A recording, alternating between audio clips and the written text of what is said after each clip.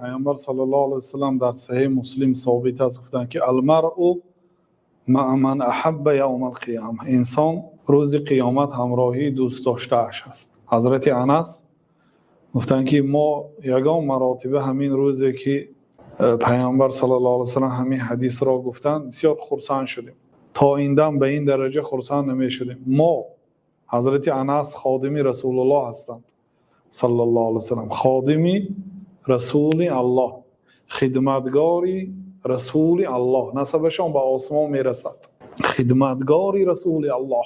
با وجود همین که 10 سال خدمتی پیغمبر کردند صلی الله علیه و سلم، یکی از نزدیکترین شخصیت ها به پیغمبر صلی الله علیه و سلم بودند.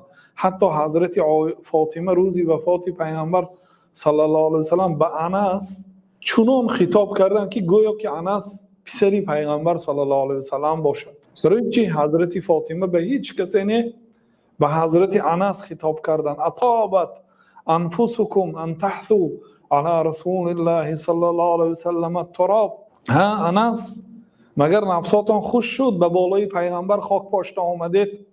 خرسند هستید؟ یعنی از روی شدت علم حضرت فاطمه دختری پیغمبر صلی الله علیه و سلم چنین سخنها را میگفتند. لیکن برای چی برای انس گفتند؟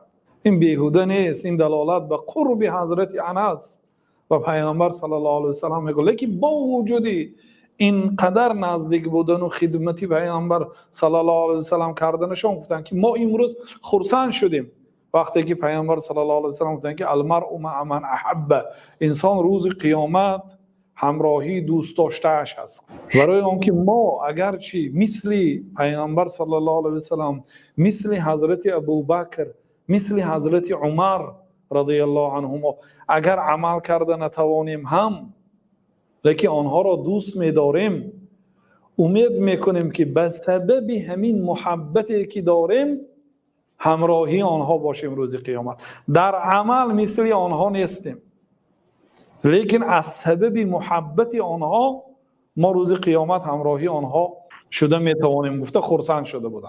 این حدیث در صحیح مسلم